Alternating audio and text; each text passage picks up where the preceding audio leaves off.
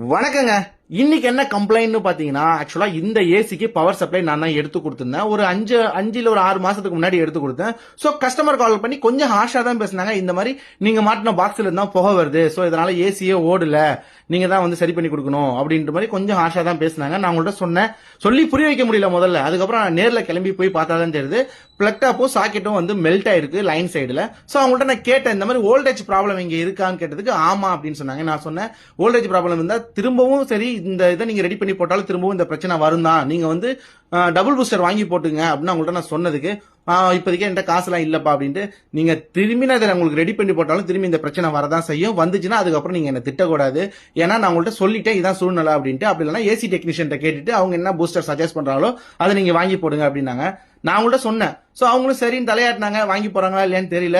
நான் அவங்க என்கிட்ட கேட்டுக்கிட்டது இப்போதைக்கு நீ ரெடி பண்ணி போட்டு கொடுப்பா அப்படின்னு சொன்னதுனால நான் எல்லாத்தையும் ரெடி பண்ணி அவங்களுக்கு போட்டுட்டேன். சரி ஃபில்டரையும் கையோட கிளீன் பண்ணிடுவோம் அப்படின்ட்டு அந்த ஏசியோட டாப் ஓப்பன் பண்ணலான்னு பார்த்தா நானும் அங்கிட்டு இங்கிட்டு எல்லா பக்கமும் தேடி பார்த்தா எப்படி ஓப்பன் பண்றதுன்னு எனக்கு சுத்தமா தெரியவே இல்லை. சோ ஏசி டெக்னீஷியன் யாரா இருந்தீங்கன்னா எப்படி ஓப்பன் பண்றதுன்னு கமெண்ட்ல சொல்லிட்டு போயிடுங்க. வேற என்ன வரேங்க, பாய்ங்க.